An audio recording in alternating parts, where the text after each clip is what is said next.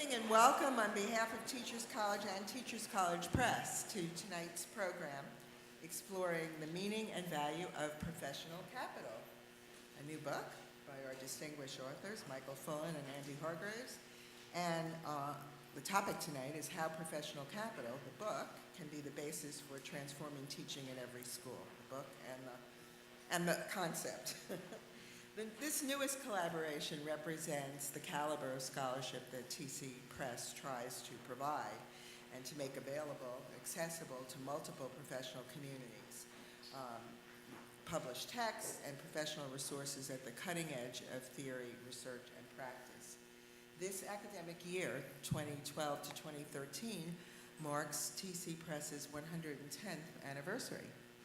And starting in 2013, TC will be celebrating for a year-long period our 125th anniversary. So you can see the press is part of TC for a very long time, much longer than I've been part of TC, for example, even though I was a student here 40 years ago. Since its early years at the Bureau of Publications for the college, TC Press has built its reputation on a commitment to excellence and readiness to tackle the central issues facing American education. For over a century, its mission has been to support the college and its goals by offering publications that help prepare and educate our current and next generation of educational leaders, and to enrich public debate about the future of schools and how best to prepare our children for meaningful and productive lives. In their new book, authors Andy and Michael address some of the most pressing questions we face today regarding teacher evaluation and retention, Common Core standards, data-driven versus evidence-informed practice, the resistance to change. Then, using their formula for professional capital, they provide us with a means for moving the teaching profession forward. Talking about professional capital, Sir Ken Robinson said, "It is an incisive critique of failing reform movements and a powerful manifesto for the only strategy that can and does work." And from Randi Weingarten, Andy Hargreaves and Michael Fullan's latest book shows that transforming our public school system isn't magic. It comes from supporting all educators to teach like a pro.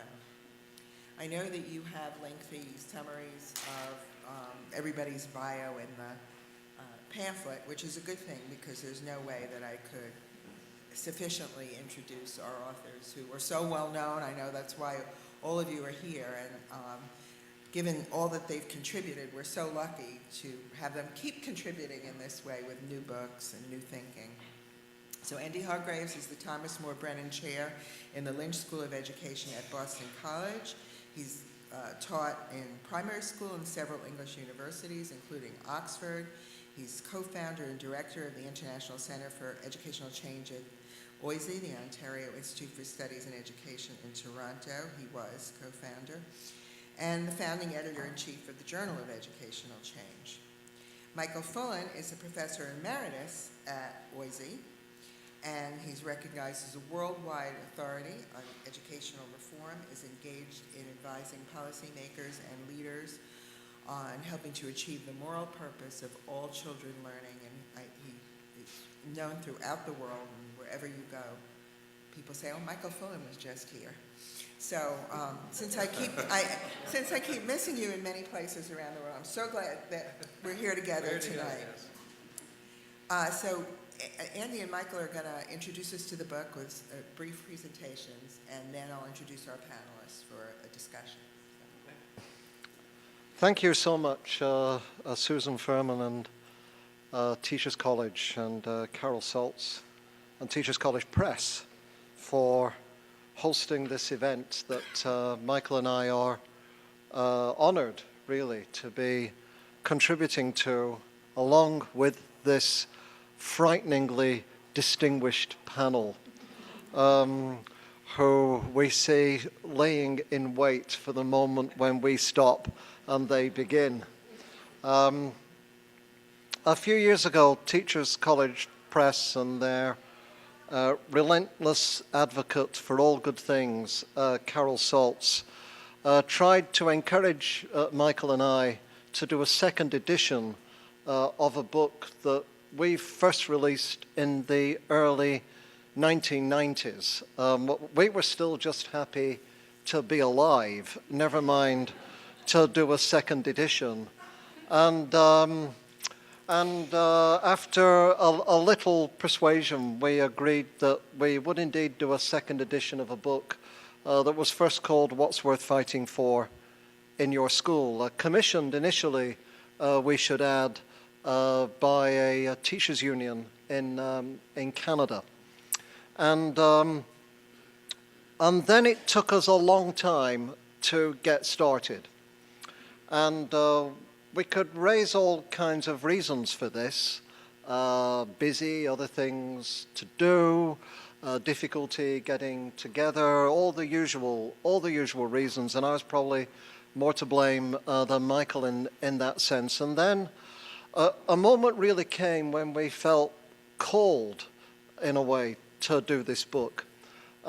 Because of the times we are in, because of what we saw happening to the teaching profession. And instead of merely doing a second edition of this original book, we ended up completely writing a new book, a book in a way that wrote us as much as we wrote it.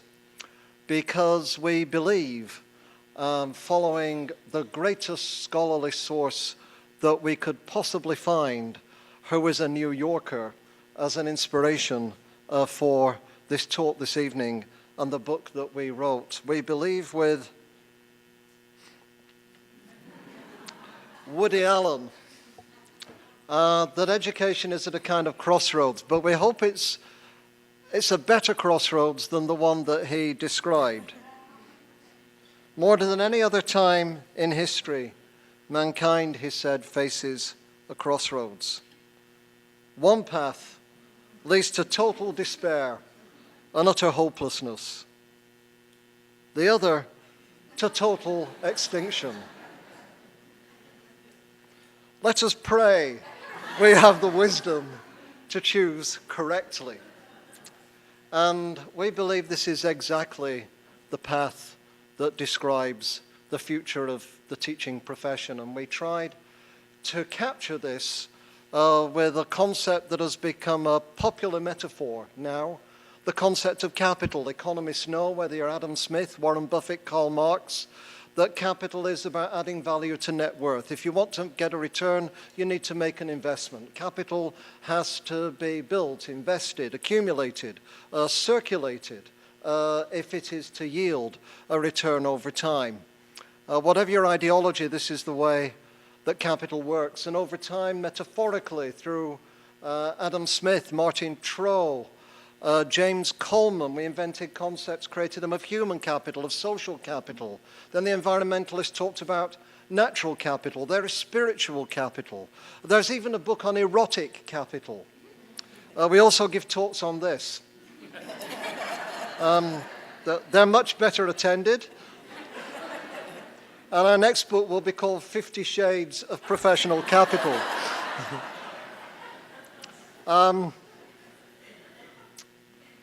But we think there are two kinds of capital at work now, one which is very dominant and one which we want in a way to recover and redefine and reassert. The first is a business capital view. And in the business capital view of teaching and of education, the prime purpose of public education and of educational reform is to yield short-term returns and immediate profits on the investments that people make in public education. Charter schools, charter school networks, moving people from the public sector to the private sector with all kinds of incentives, using schools as markets for technology and for testing products, thinking of how public education can yield short-term returns on the investments that we make by mortgaging the long-term future of our children, because in order to yield returns, one not only increases the returns that you get, but one also decreases the costs that are made. And one of the greatest costs for education anywhere and everywhere is the cost of teachers. Therefore, you increase short-term returns to education if you lower the cost of teachers and you lower the costs of teaching. And to do that, you have to have a number of assumptions about what teaching is and what teaching means. That teaching's technically simple. You can get hold of it fairly quickly.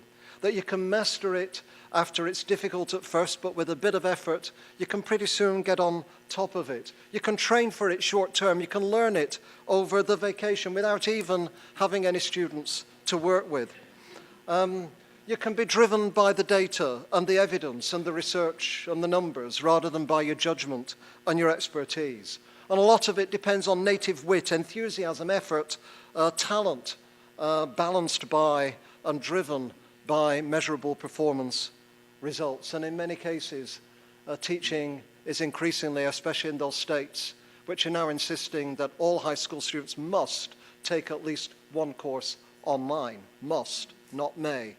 Teachers are seen as increasingly replaceable by online instruction. This is the business capital view, and we believe it's mortgaging the future of America and Americans in order to make a short-term return right now. If you want to increase the human capital of your students, you have to invest in the professional capital of your teachers.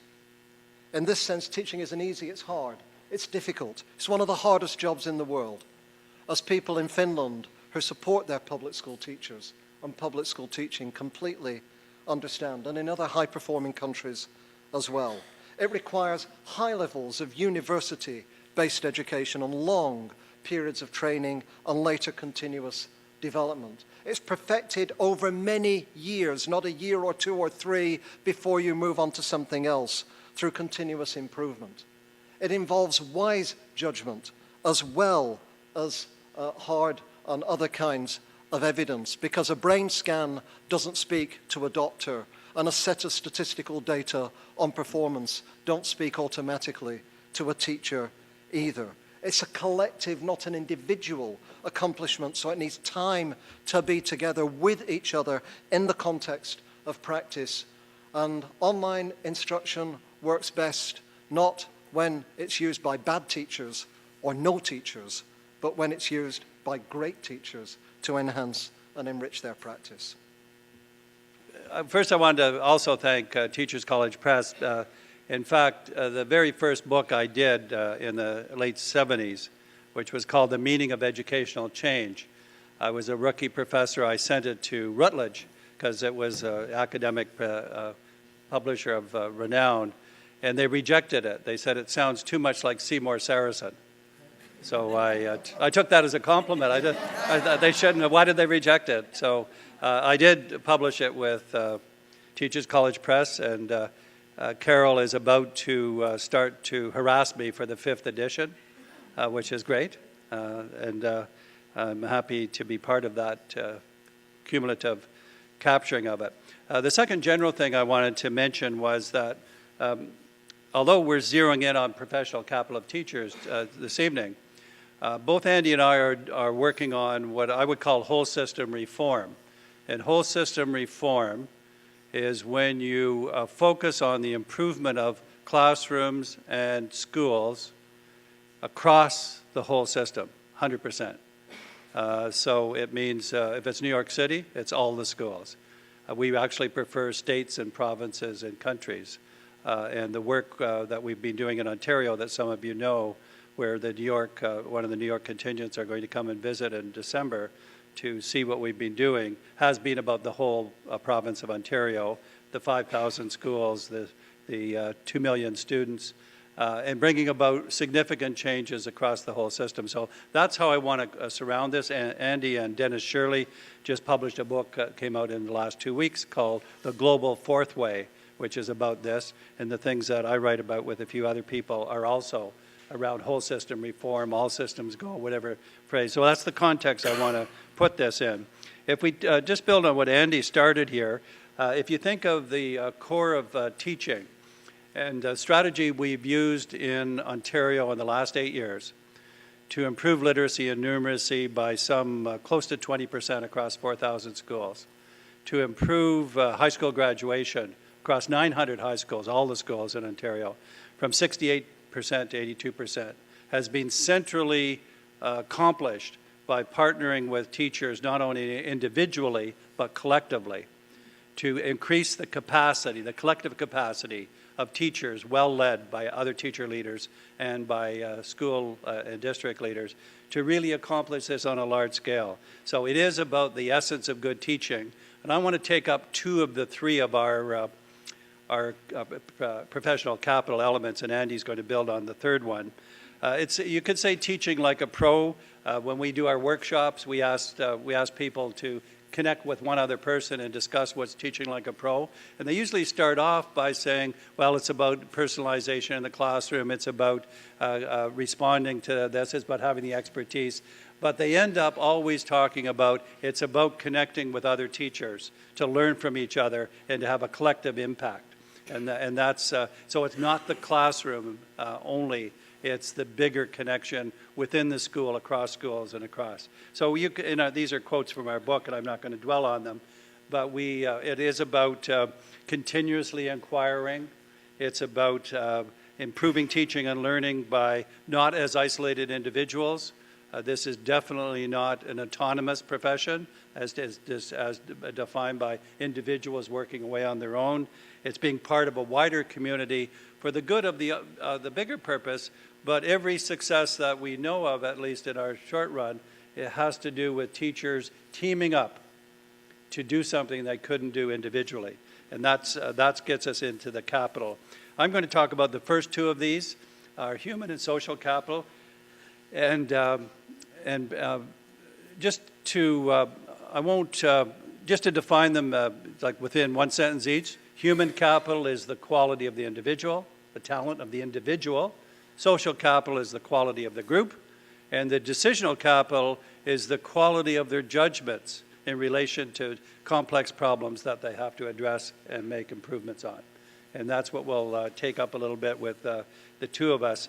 This is our formula in the book. Professional capital is a function of the interaction of these three. And so let me say, I'll be less on human capital because my leader is social capital. And so I want to double back on this. But human capital, without going into these individual qualifications, because I want to illustrate it with a neat little study that was done in New York City, actually, that illustrates it much better. But human capital is, and I have a paper called Choosing the Wrong Drivers for Whole System Reform. And a wrong driver is when you decide that if only we had individual talent in the profession, as leaders or teachers, we would solve all these problems. This is a misconception. When people say that the quality, if you get three high-quality teachers in a row, you gain a year compared to if you didn't as a student, that's true enough, but the countries that are successful, Singapore, Finland, Shanghai, Ontario, Alberta, every one of these, the marker is not that you happen to get three good teachers in a row, but the profession is so good that you're bound to get three teachers in a row. That's the difference. The profession is designed to be that good. So the human capital is, to me, in the wrong driver, right driver sense, it's a second driver. The first driver is to build the quality of interaction. The second driver is to back it up, I'm going to say, with personnel decisions. That's kind of not a very full way of saying it, but personnel decisions are continuing to attract and cultivate people into the profession. It's important as a second reinforcer, but far more important is what I'm going to call the human capital, social capital, I should say. And these are some of the attributes of it, but I'm going to use my 2 minutes that I have left just to illustrate it very carefully with a clean study, I'm going to say, that a business professor from University of Pittsburgh did in New York City. And Carrie Liana is her name. She measured only three things. She had a sample of 135 elementary schools. She measured human capital, what's the quality of the qualifications of the teachers on staff of a school, on paper, let's say. And if a lot of people had good qualifications, she said, here's a school with a relatively high human capital. Social capital, she measured with questions like this to teachers. To what extent do teachers in this school focus in a trusted, collaborative way with other teachers to improve learning and student achievement together? And a lot of people said yes. She said, here's a school with high social capital. And then she measured mathematics, the beginning of the year, the end of the year, and then started to interpret. You can see where I'm going with this. What she found was that, schools that had high social capital did better.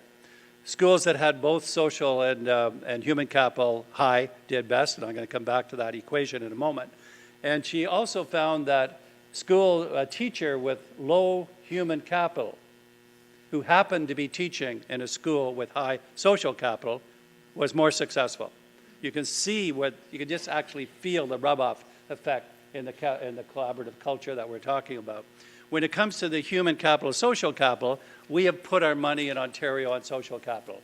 We said if you start with that, human capital can be encompassed, but if you want, as one of our guidelines actually says, if you want to change the group, use the group to change the group. That's the power of social capital. And so if you think of a principal, for example, going into a school with very high, with very problematic culture, let's say low social capital, that principal can help change that school for the better, but it's a hell of an uphill battle. If a teacher goes into a school that has high social capital, and that teacher is not very good, he or she will have a hard time staying around if they don't improve. And so we have our centrality, our center of gravity for improving the profession is to build the professional capital of teachers. I've said within the school, we do it in cluster schools working together in networks and externally to that. Human capital is important, but it's a reinforcer, it's an enabler. The big driver for me is social capital. We just have also the decisional capital that Andy's going to talk about to round this off. And then we're very much looking forward to the panel and to your reactions to these ideas. Thank you very much. When we looked at these, both of these are pretty much already around in the literature. There's not a whole lot new that we give here, although we try and in the book, and some of the panel may talk about it, we try and dig in deep to what social capital looks like in practice when it's really working well rather than being superficial. But we felt there was something missing. And it turned out after a while that what was missing, in a sense, was understanding the development of teaching over time and the capacity of teachers, like all professionals, to make judgments. And here we drew on the field of law, and particularly an area called decisional law, otherwise known in North America as case law, which is really how you develop your judgment by seeing lots and lots of cases, some real, some hypothetical, some reflecting on alone, some with other people. And through this we developed the concept of, which I think is new, is the concept of decisional capital. And decisional capital is about your judgment, your case experience, practice, not just repetition, but also stretching, challenging yourself, moving into new areas over time, which means that retention as well as attraction of high quality talent becomes a real issue within the teaching profession. And drawing on 3 studies in the UK, Canada, and the US, this is something to leave you to think about. And this is when teachers appear to be at their highest or lowest in terms of commitment, and at their passion, their excitement, their dedication, and highest or lowest in terms of their capability, their skills, their competence, and so on. And you'll see 3 little cells here. 2 we know very well. In early career, teachers are highest in the first 3 years or so in commitment than at any other point, but not yet at their most capable. They're actually the least capable of all the groups, are teachers in early career. So charter school principals, for example, or principals of new schools who favor cheaper, younger, flexible, move on quickly new teachers and say they're enthusiastic, they're good, they're right, they're enthusiastic, but they may not yet be good. And it's easy to confuse an enthusiastic person who'll do what you ask them with a capable person who may question what you ask them over time. That's early career. At the end of the career, after about 22 years, commitment is declining depending on how you've been treated before, very often, and competence is all over the map. There's more variation here than at any other point, and a lot seems to depend on what happens in this middle zone between about 8 to 20 years, when teachers' commitment is almost as high as for any other group, and when their competence is actually higher on average. And this is crucial because it means the key area to focus on is not the first 3 years of the career, move on, or they've settled down, leave them alone. Or even as people perseverate on with performance evaluations, those dogs, rocks, and deadwood at the end of the year, who in New York State, we need to make sure 7% on a normal curve fail every year so that we can begin to move them out over time. But the key zone is the middle zone. It's the neglected zone. It's where most teachers are, but like the middle child in the family or the quiet child in the class, it's the one we are most neglecting. This book is called How to Transform Teaching in Every School, not just for teachers when they start the career or to re-energize or get rid of some at the end, but how to move that big group forward. And if you don't energize, keep pushing, stretching, challenging that middle group, then you're headed for trouble at the end of the career. Michael. Just 60 seconds. I'm going to sit here and be part of the panel motif. So here's what the point we want to leave with you. This is about an action agenda. At the end of the book, we have action guidelines for teachers, for leaders at the school and district level, and for system leaders, which are union leaders as well as policymakers and politicians. So I want to prompt the action implications. This is not just armchair analysis we're talking about. This is our interaction with real systems to actually change it for the better. It is the big picture, it's the small picture simultaneously. It is whole system reform. So, panel. So thank you so much. That's, was fascinating and amazing that you were able to summarize the book in that period of time. So we have a great panel because they bring perspectives of people who could use this concept and at different stages in teacher careers and in system reform. So I want to introduce them and then ask them a few questions. Lucy Calkins in the middle here is the Richard Robinson Professor of Children's Literature at Teachers College, and she co-directs the Literacy Specialist Program, but we all know her as the founding director and leader of the world-renowned Teachers College Reading and Writing Project, which provides professional development, I imagine, to a lot of these mid-career teachers, to schools throughout the world, and including hundreds in New York City. Warren Simmons, at the end, directs the work of the Annenberg Institute for School Reform at Brown University. The team teaches a course in urban systems and structure at Brown. And so obviously Warren is our systems person who thinks about reform of entire systems. And Mary Arevalo, who has her master's degree in the education of students with learning disabilities from TC, where else, is currently working as teacher in Queens, and she's a member of the school-based instructional leadership team in her school, so building social capital, I imagine, and is an AFT, UFT leader, Teachers as Leaders program participant, who also, in that aspect, works on education policy.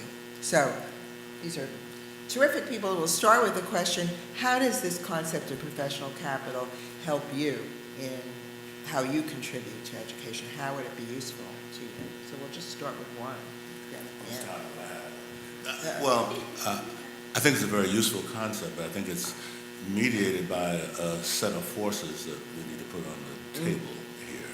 If we look at education reform in the United States, and Mike, you and I have been rooms at the U.S. Department of Education, State Departments of Education, and districts, there's another form of capital that influences the conversation, both the definition of the problem and the definition of the solutions, and that's cultural capital. Right? System of knowledge, beliefs and practices and values that you use to understand the world. In Washington, we have a lot of people who have business backgrounds in prominent positions in the education department. And they see the failure of education in a very succinct way. In fact, they've created a very powerful narrative. It's in films that you all don't go to see. But it's bad teachers, bad schools, and broken systems. Right? And then in parentheses, bad families and communities. But we don't say that part of it. So if that's your narrative and your cultural belief system, in fact, marshaling existing professional capital is exactly what you don't want to do. It's how you get to race to the top, right? That belief system says that the reason why schools are failing is because the existing professional capital has a set of beliefs and values and skills that are inadequate to the task, and they need to be fundamentally replaced. It also says that education is largely a technical problem, and that the larger problem is performance management, which is why you hear very little about teaching and learning in the conversation. You hear about compensation, incentives, evaluation, standards, but very little about teaching and learning. And in fact, with that sort of cultural capital or ideology, you get to a portfolio approach to whole system reform in many urban communities where the primary drivers are autonomy, choice, accountability, talent seeking. Sounds like a missile. Talent seeking, all right?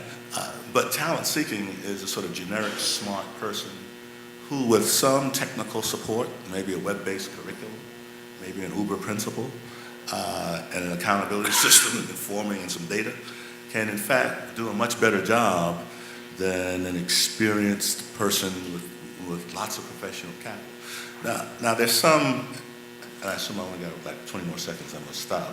We'll see who will criticize everything I just said. Now, I think we have to acknowledge that some of this ideology is based on evidence. If you look at Charles Payne's book, So Much Reform, So Little Change, professional capital doesn't always lead to good things. And groups of teachers can come together in schools and reinforce an ideology that says those kids can learn. Basic skills are about as far as they can get. So it's not simply a job of marshaling professional capital, but transforming it to meet the goals and standards of families, communities, and the larger system, and how you undermine dysfunctional and ineffective forms of professional capital where it exists. But I also think that we are now engaged, and we need to be more explicit about it, with an ideology, a form, a dominant cultural view about the challenges and problems in education. And I think those of us in this room and in traditional institutions that are also seen as part of the problem, by the way, when they say talent seeking, what they also, in parentheses, mean is not from traditional schools of education. Talent seeking are people from alternative experiences who know about performance management, who make no excuses and aren't into this artsy stuff, right? And so I think that we need to make it more explicit what our values are, link them to evidence, and then as you write in that seminal piece, argue about taking some corrective steps around the right drivers, which are centered on teaching and learning. But we do have to acknowledge that there's an ideology that has a lot of cultural capital behind it that we have to figure out how to take on. So clearly you guys, when you started with business capital as the antithesis of what you're proposing, you were thinking very similarly. But before letting you respond, I'm just going to get everybody up. Lucy, go ahead. Well, a lot of what Warren said, I would love to have you respond to before it's lost. I'm particularly interested in two things that you just said, Warren, that I want to hold on to. And one is, it isn't really just either or, in that groups of teachers can get together and not necessarily do great things. So, and some of it we do have to take on ourselves, and in schools of education, and we do. So, I mean, I know you know this, but I just want to say that that's hard. And also, I think that the narrative, the business model narrative, is one that we're not very good at talking back to. And I think your book did a great job of talking back to it. It started, it's helping that conversation. But in general, we need help with that. We need help. All of us need help talking back to it. So now, the two things that the most important thing that I want to say is that I bought 250 copies of the book and gave it today to all the principals that meet with us regularly. And I didn't get the same discount that I get from Collins or something, and I still, although I was a stickler, I came back, but I was willing to do that because I think it's one of the most important books that I could possibly give to New York City and area principals and superintendents, and with whom I work. And the reason for that is the people that I work with, the leaders of schools that I work with, are living in a business model world right now.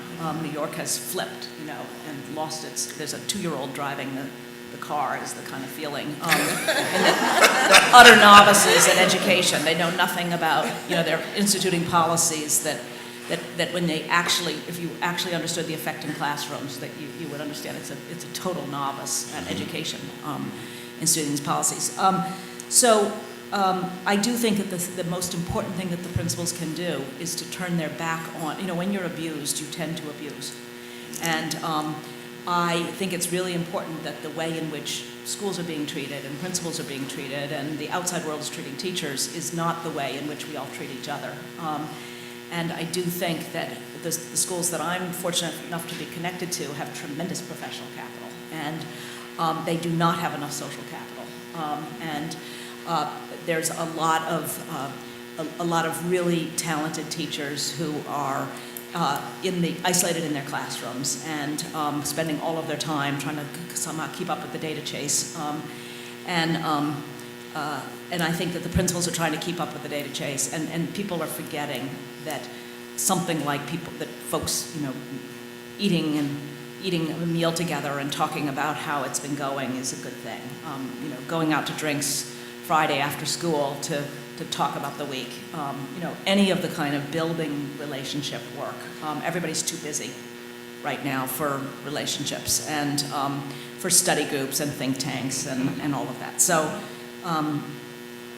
I also gave this to all of my students, and for them it means something very different.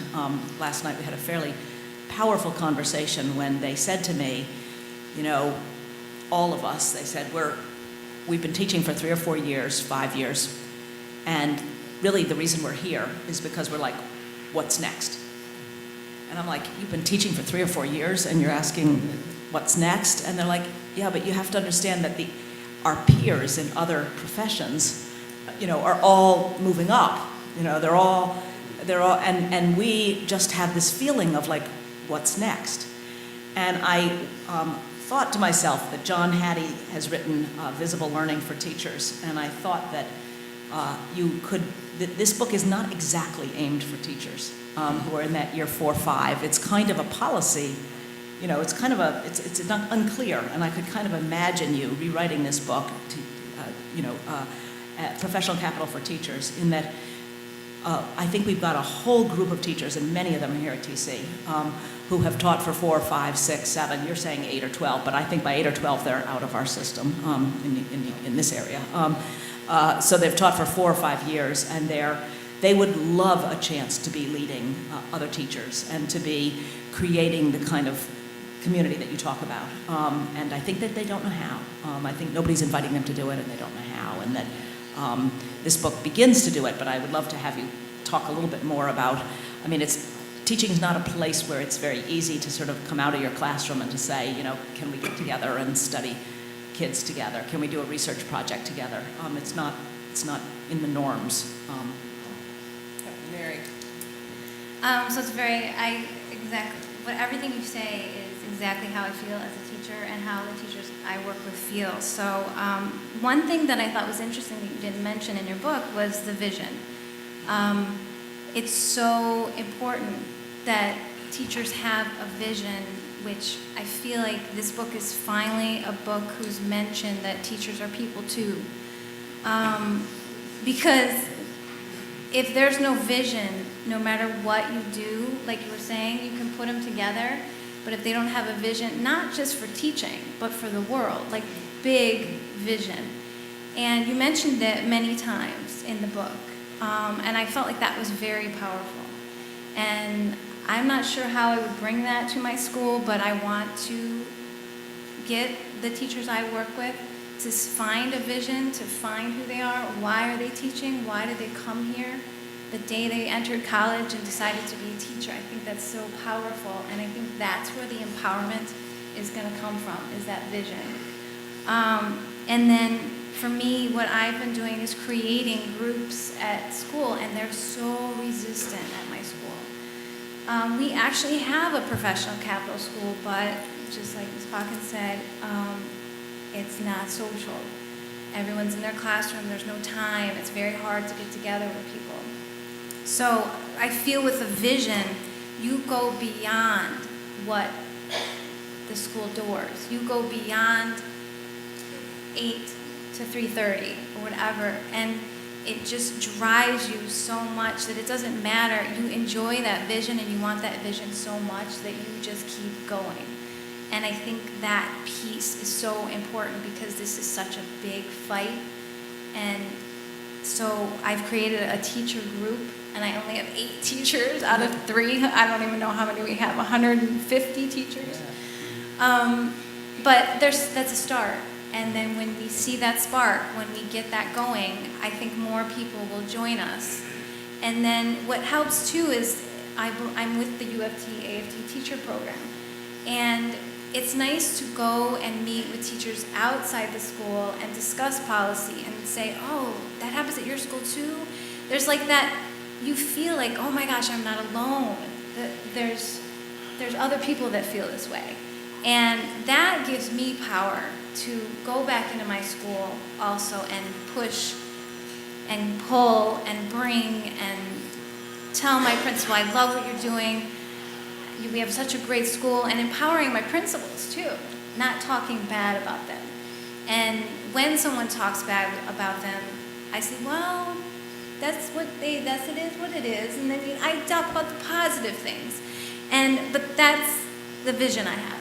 I have a vision that the world's problem in the future will be wondering what to do with empty jails.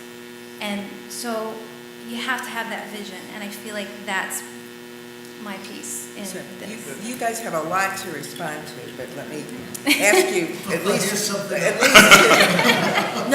2 things that came out. One is obviously the system is geared an entirely different way. You know, how do you fight it? How do you go? And the other one is, where do you start? If you're starting at the teacher level and you're in this system, but even if the system was changing, you still have norms against the social capital idea, which you need to work with.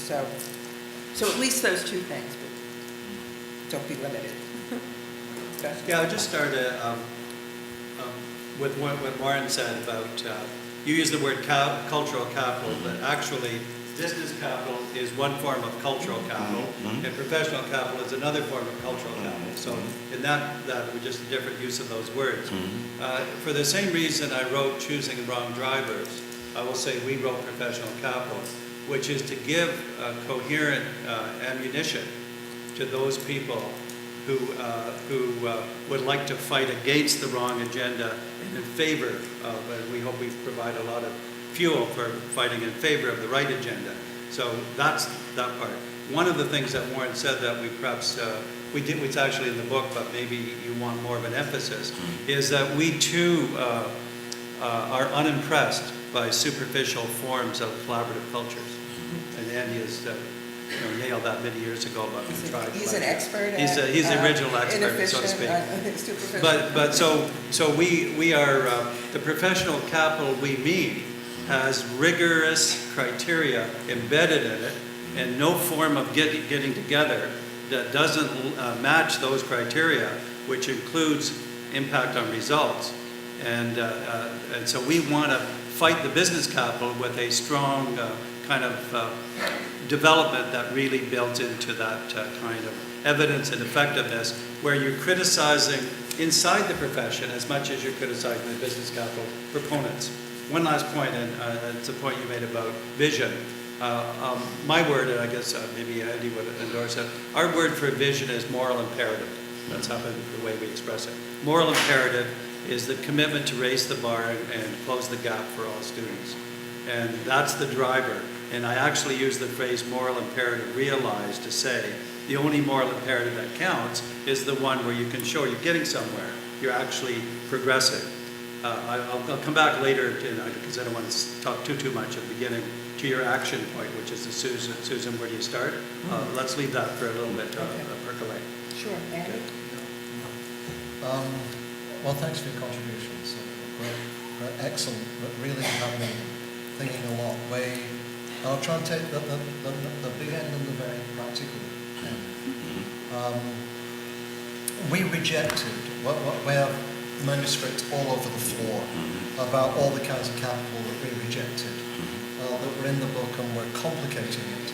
And not that they were wrong, but cultural capital was one of those, and you'll know the theoretical history of the concept, Pierre Bourdieu, and so on. And the more we got into it, the more it just became its own thing. So we think it's important. I think what we do see the book as trying to do is, it's a kind of what we might call, we don't say this, but it's a kind of symbolic capital. In other words, every high-performing country that you go to gives at every level the highest symbolic importance to teachers, the highest. And teachers give that importance to themselves. They have a narrative of the value of what it is that they do that is neither nostalgic nor defensive, but is confident and is underpinned by something and is recognized in the society.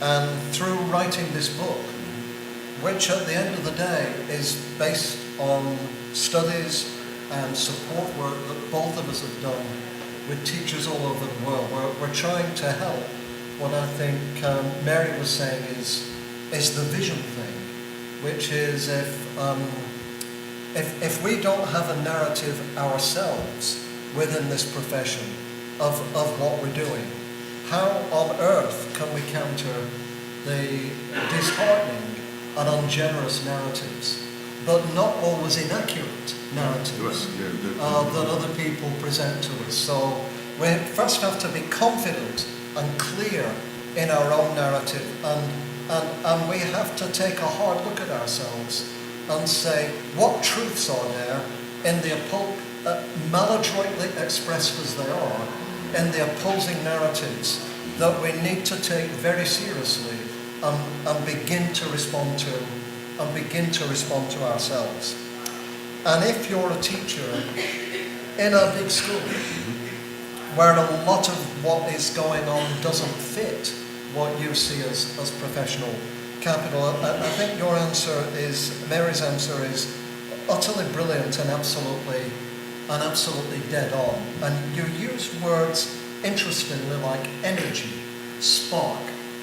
And neither Michael and I now use the metaphor of lever. You would all say lever. Because a lever for change, if you look at the dictionary, is a rigid iron bar that exerts force upon a fulcrum. So we've both given up with leverage as a metaphor. Drivers get to part of it, I think, but a new word that's not in the book, but as Michael said, we're working on other things. I believe that teachers are or should be the dynamos of educational change. They are the people who create and transfer energy. And it's another kind of physical metaphor, but it's different from lever, and it's different from driver. And you can be a dynamo with 7 teachers around you and create energy and generate that spark and gather other. You know, you'll never transform probably your entire school, but you'll transform enough of it to make a significant difference to the lives of people there by how you communicate, how you inquire, what you model, and then connecting that energy, as you say, to other sources of spark, to other little dynamos in the system. And that's the way to, so it is the big vision thing, and it is the little sparks of action that are powerfully connected together. So everybody was nodding, so I'm just going to be provocative, and one way to hear your last thought was that this is going to take forever, because we have to find dynamos all over, and we do need a better narrative, but we need a better way of talking about what we're doing. But this sounds like a very long-term plan, so I don't know. No, we actually don't have much. Right. It might be we don't have much time. We have national, state, and local elections. the future course of education policy in this country is going to be set in a couple of months. You and I will be back in Washington talking to a whole bunch of people who are writing white papers as we speak. Yeah. So I think that people in local communities, union leadership, school leadership, and community leadership need to come together to construct this new narrative very quickly. But also I think we need to recognize the disadvantage that we have. Even if we decided to act on this new narrative of social and professional capital, we have to acknowledge that the systems we've built actually don't have the infrastructure to support it right now. Right? We've spent the last decade dismantling the old bad central office, giving autonomy to schools, arguing with research that we produce that what you need is a good principal. And a good principal will take even mediocre teachers and make them do marvelous things. So the focus has been on leadership.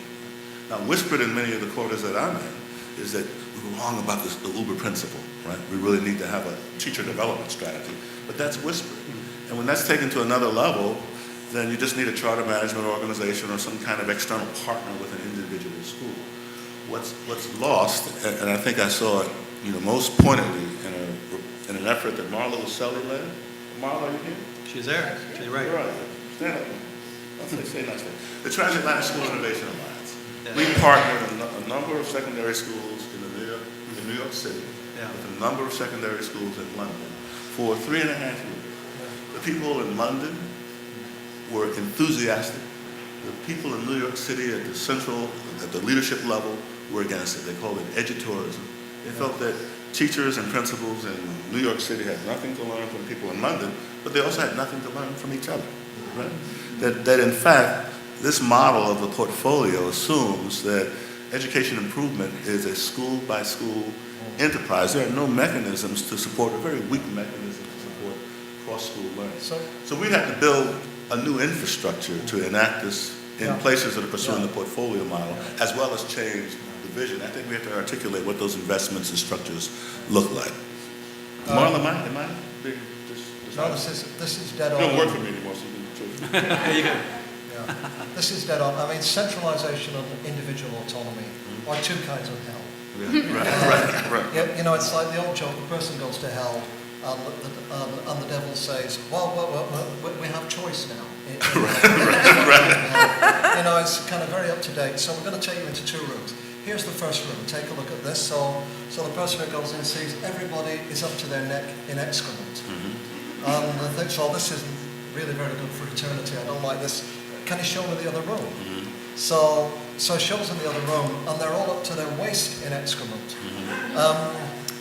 But they're drinking cups of coffee. So this isn't pretty good either. But it's the better choice of the two. So I'll take this. So he kind of takes off his clothes and gets in. Somebody gives him a cup of coffee, and then after 2 minutes, a shout comes from the side. Right, guys, coffee break over. Everybody back on your heads.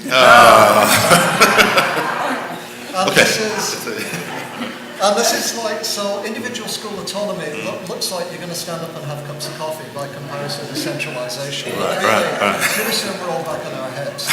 And I'd like to explore with you, as a point of inquiry, why it is so hard here.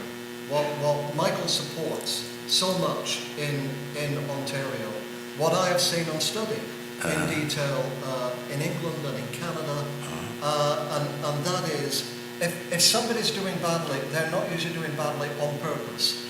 That it's because they need help. And the best person to help them is not an intervention team parachuted from on high that then leaves. It's actually somebody who's a bit like you, but who you trust, but is already doing it better. But you need a whole shift in infrastructure, as you say, which takes away the power of, because central office wants to do the edutourism, the White House wants to do the edutourism, but it doesn't want you to be doing edutourism. Right. I think that's the issue. Susan, could I take your challenge? Because the work we're doing on whole system reform now is based on one of the assumptions is, how do you get whole system reform in the shortest number of years? And so it's aggressive about progress and action. And when you said, the dynamos, which is a word I didn't use, but I don't mind it, it'll take forever to do it.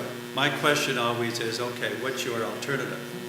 And one alternative I want to rule out is being right is not a strategy, right? Being right is not a strategy for reform. Being right is not a strategy, right? Right, yeah. It's not, okay, hey. So that's better. So what we've done in the book, and I want to link it to what Mary said, which is we use Rosenberg's book, a great book, Join the Group, How Peer Pressure Can Change the World. So one aspect, but only one, is when you join up with peers in that small pocket and you push the norms and the activity and you want to encompass more and more, and you know at the beginning it's an uphill battle, but you do it because it's the right thing to do, and it's a foot in the door. But in the meantime, we're also wanting to influence leaders at different levels to begin to form deep professional capital entities that actually work on this agenda. And then now and then, and I think more so, we find here and there with the Wrong Drivers paper, we're finding policymakers who say, there might be something to the capacity building agenda that I missed, and I'm interested in it. So we actually find takers now, and I'll say the PISA crowd, which is the analysis of what's happening across country. So people in the leadership in Poland are saying, we want to build capacity building. We want to build professional capital. We've had some success in the last 4 years through structural reform, but that's not good enough. We're going to shift and we're going to take this agenda seriously. And if we can get more and more takers like that, then I think we have that. So it's a kind of top-down and bottom-up combination of forces, and it is geared towards getting action and getting results in the shortest possible time frame, which I'm going to say is less than 4 years. It's not 1 year. It's not 10 years. But again, if you don't take this line of attack that we've taken, what is the alternative? And how much credibility does the alternative have? Could you say a little bit about capacity building entities? Because I'm hopeful that universities are in the list. No, should be. Is what I'm saying. It's a strange thing. I'm an advisor to the Premier of Ontario, have been since 2003, and one of our co-leaders, Ben Levin, we seconded him to be Deputy Minister in 2004 and led the reform from the inside. He came from the university, was Associate Dean, and then has been in and out of government. So we were early in the strategy, and we said, should we put our money into some money into teacher education reform? I'd just been a Dean of Education for 13 years when that question came up. And we both said no, that it's going to take us too long to change the culture of the university. We want something that's more immediate. And besides, it's not too bad. That is, the people coming in the profession in Ontario were good. The programs were okay, but they weren't leading edge. So I come back to this now. Earlier, I reject the logical notion that if you get pre-service teacher education right, you're going to get that, because those pre-service students will get eaten up by negative cultures. So I want to change the culture, which puts pressure back on the university to be a good partner. So that's not, I wouldn't want to defend that fully, except that that's my practical choice. And Andy might have another choice in terms of mobilizing universities or being part of the university. Well, so just sort of selfishly, Lucy, we're in a university and you're a really good partner in this effort. Do you want to say anything about where you start on this agenda? I would agree that it's easier to change schools than to change universities. So I would agree with that. I think that the thing that I really am puzzled over is what are we going to do? I think your book is in a way calling for when Warren said people are whispering that perhaps the Uber principle isn't the answer and that perhaps it's teacher leaders. I think that the university can play a really important job in helping teachers to imagine teaching in bigger ways and to rise into that role. And I think that's at our best. That's what we're doing. As well as unions. Especially as well as unions, and as well as all kinds of organizations that are outside of schools. But how, when the evidence is so, when they're getting all these stories that Finland and Canada are doing it so differently and get the results, and our results are just really seem like they're worse and worse. I don't understand why we continue to cling to the narrative that we do. I don't get it, and I don't understand what to do. That's why I think it's really ideological and Yeah. cultural. Yeah. All right. Where's Tom Corcoran? Tom, are you here? Did you leave already?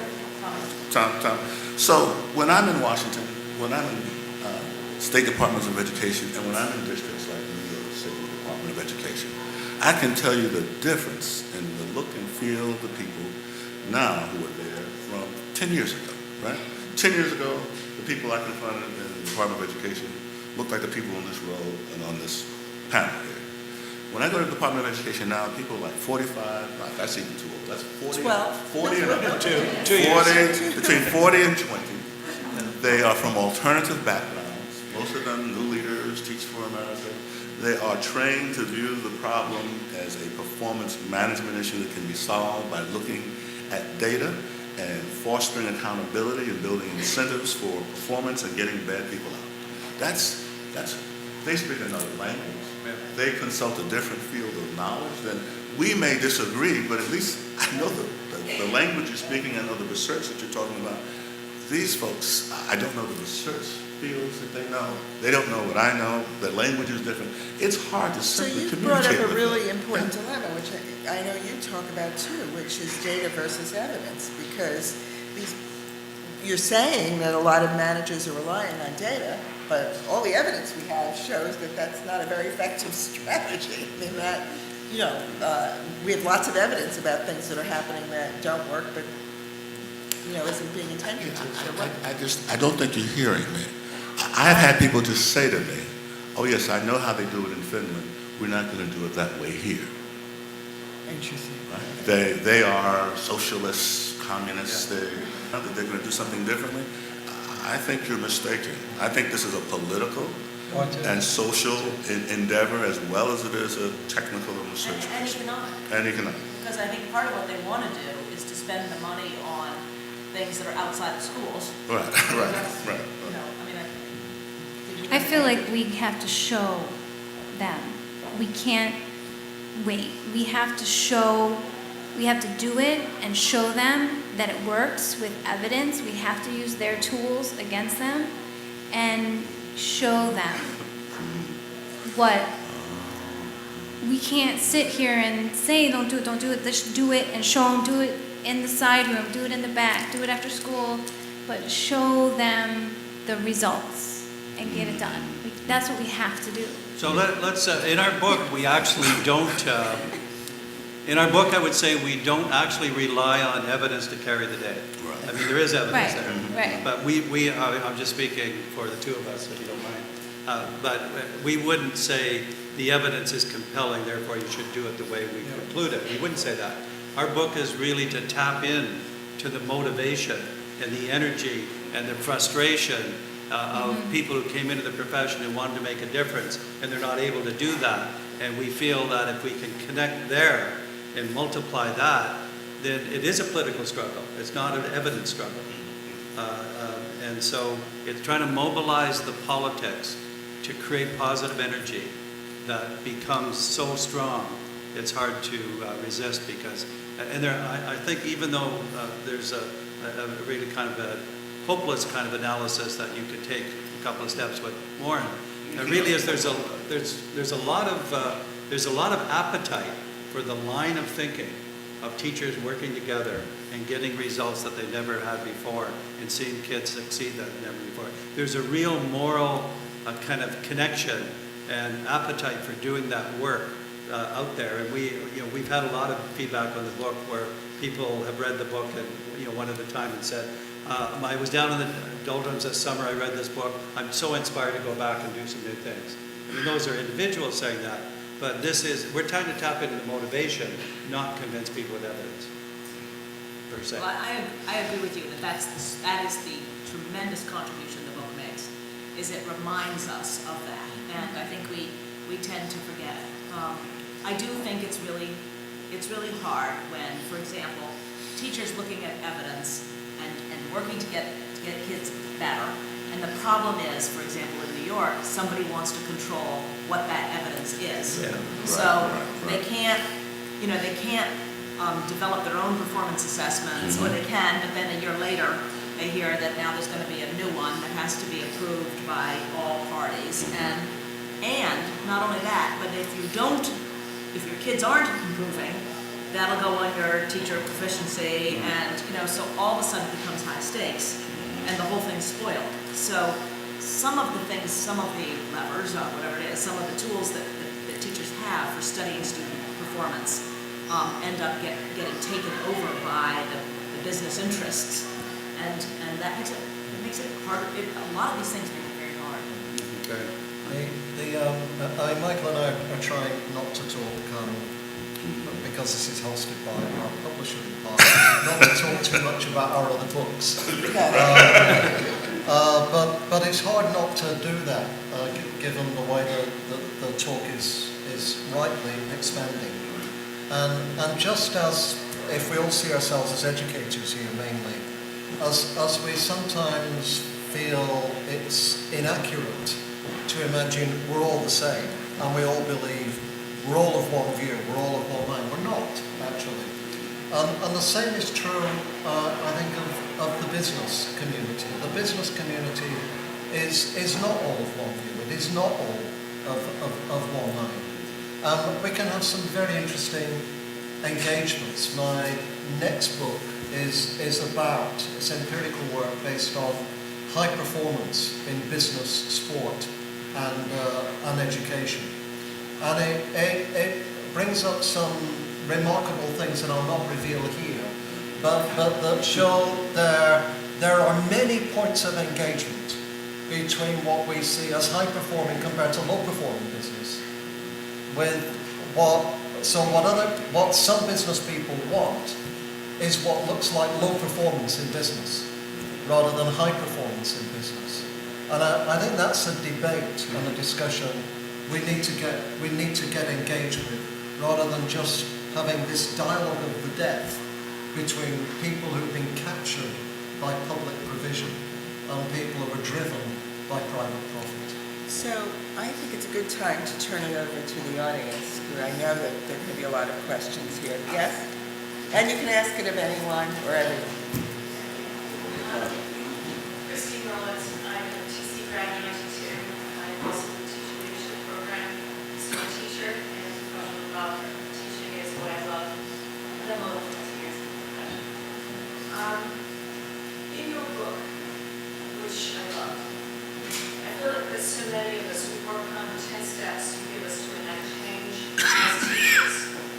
We collaborate together, we work hard. But is anyone coming back to talk about change needing to be the ground up and the top down? Has either Arnie Duncan or Michael Gove read your book? And if so, have either of you given any feedback? Because we have our individual moral imperative. I'm working in a phase-out school. I won't leave because my children need me.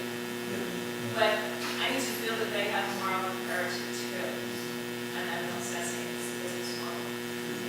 We believe that we're told that Michael Gove shows evidence of having read some of our books. Well, he's going to make a guess.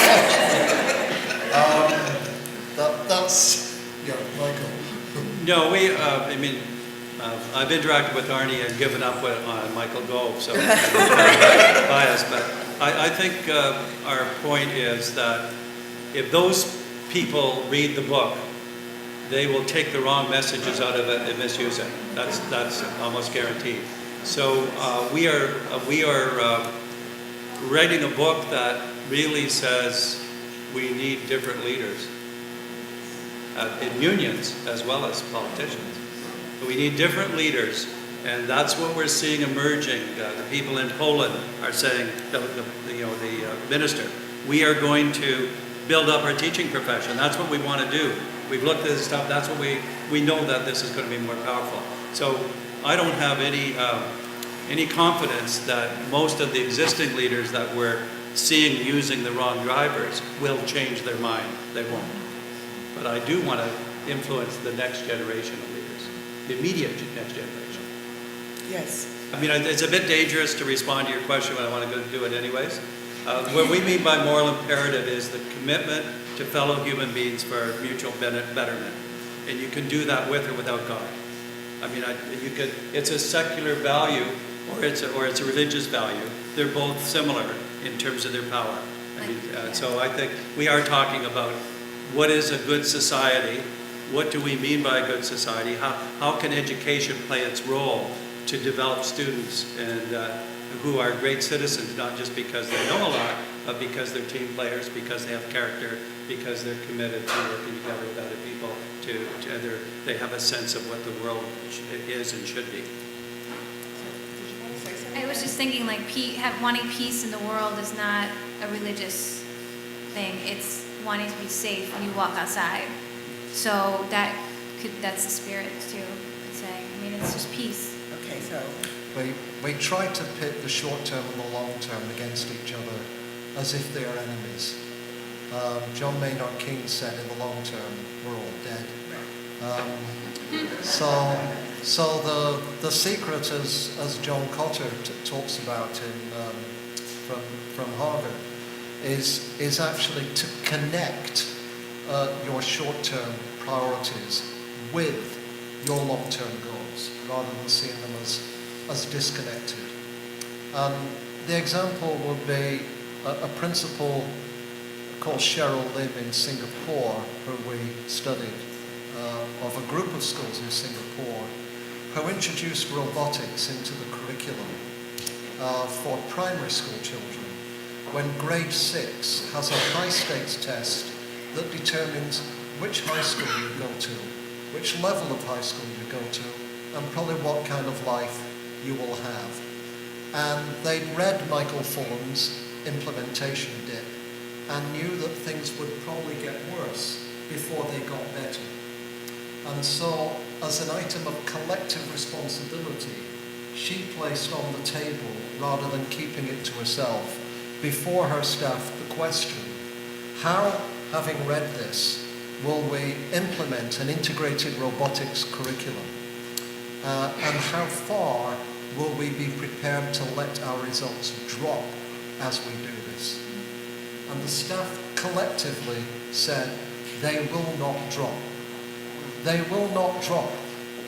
And so we asked them, and they didn't, by the way, so we asked them, how did you achieve that? So it's an outlier for your implementation theory. And they said, first we prayed very hard, which doesn't fit the last thing they said. With or without. But we probably need to test that variable a bit more. Secondly, we reduced the number of worksheets dramatically. So they reduced distractions. Thirdly, for 2 years, we put our best teachers into grade 6 to keep the wolves away from the door and hold those results while we develop things earlier on. And fourth, we believed if we really engage the kids, that the implementation dip is merely an average, not an essential necessary condition, and that we could alter that. And so this is a way of connecting short-term priorities with collective responsibility to long-term goals. Centrally, local taxes come into the state revenue, and then there's a weighted formula basically that goes out. So behind your question may be the fact that we do not have discrepancies in per pupil funding. I mean, if anything, the additional money to students. So that's a big variable. So is governance, incidentally. We have fewer school districts. yeah. With the same. Well, we there's several states that have the same population as Ontario. Let's say Michigan, Pennsylvania, Ohio. Same population, 10, 11, 13 million. We have 72 districts, same population. They have 600, 800. Yeah. It's much harder to deal with all those pieces. There's been a lot more uptake on the comparison to Ontario and Alberta, not to Singapore and Finland, for the very reason that you're describing. 57% of students in Ontario, in the Toronto district, which is the size of Chicago, English is not their first language at home.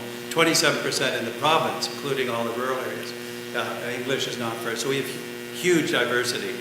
similar to what you have in the cities and others here. So we're trying to take the excuses off the table in that sense.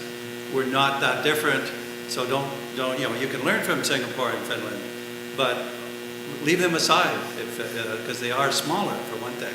3 million, 4 million, whatever, 5 million at the most. They're smaller and they're less heterogeneous. But now we've got a heterogeneous states, in this case of Alberta and Ontario, doing quite well using professional capital and other right drivers. So that's the comparison I would tend to want to worry about. The city of Calgary in Alberta, which is the third largest city in Canada, has the first Muslim mayor in North America. There's actually a comedy series in Canada called Little Mosque on the Prairie, which lots of people, and it's a very interesting exploration of just multicultural issues and multicultural values. We're both Canadians. We're both been a resident in America for 10 years now. I am a Canadian citizen and proud to be so. And but we also acknowledge that the immigrant compositions of Canada are not exactly like those, and the racial diversity is not exactly like that in much of America. But Michael's statement is very important, is we say to schools, people are very clear in saying to schools, well, that school's doing well, that school's doing well, no excuses, pull your socks up. And all we'd say is reverse the discourse, and let's say to our government, this country's doing well, that country's doing well, no excuses, look at what they're doing, sharpen up your act. We did accommodate that. We believe that one of the biggest challenges now for Teach for America and for Teach First in the UK and its lookalikes that are emerging in Australia, New Zealand, even China now, is not the problem of attracting high quality teachers, but there are really two issues. One is, can this be done on a national scale? That's the first question. Is this something that can really be done on some scale rather than in some of the biggest, most cosmopolitan cities in the US? And secondly, I'd really like to see Teach America take on, with other partners, the issue of teacher retention as a serious issue, to say, okay, we can attract good people. We've shown you we can attract good people. Now how can we keep them and develop their powers of judgment on what they contribute to the system over time? So we only have 5 minutes left, so I'm going to give a chance for everybody to say some concluding words. And Warren? So my concluding words are to emphasize the importance of community engagement, because I think this is a political and cultural issue. If you looked at the set of design principles that are used to promote the portfolio approach, and if you ask yourself, and the portfolio approach is being used in New Orleans and has been since the hurricane, the African American people of New Orleans actually agreed that autonomy, choice, accountability, talent seeking, and student-based budgeting should be the major drivers of the design of the new system in New Orleans. The answer to that question is no. Because I was down in New Orleans with a group of researchers who were talking to people in the African American communities, and that was being imposed on them. So I would say we need to organize ourselves locally. The other side is moral. They're just informed by another set of values and beliefs than people on my side. We need to articulate what our design principles would be and ask if they could be integrated, if possible, or be used to replace. Because I hear civic engagement, democratic participation, family and community development as key design principles that an education system needs to address, as well as autonomy and choice, but they don't appear as the priority drivers in the reforms that are now being imposed on many of the urban communities who aren't even aware of the underlying values that are being used to design the systems and serve their children. Well, I want to thank you for the book and say that for me, your emphasis on spotlighting teaching and learning, but not as an individual enterprise, but as a collective enterprise, and one which is inspired by a fierce moral imperative to lift up the results. And I think that's really important work. And while we're waiting for some way to combat the other narrative, feels like this is what we can get on about doing right now. So thank you for that. I just want to say that there's power in the people, and we have the power to change, and you have to find that in you, what makes you tick, because we can change this government, we can change the schools, but it's a choice. Are we going to choose to listen to the negative narrative, or are we going to choose to change it? And that's really so important, that you make a choice not to listen to the negative, not even your negative thoughts, and just choose to change the schools. And that's it.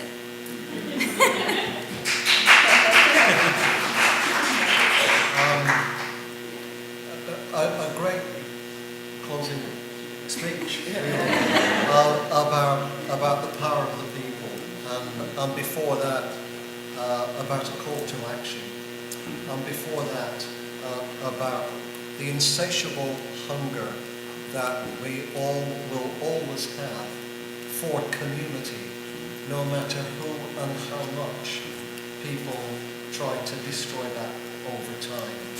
One of the biggest chains of schools that has emerged in the UK with the creation of academies, which are like charter schools, is now run, to the consternation of the government, by the cooperative society.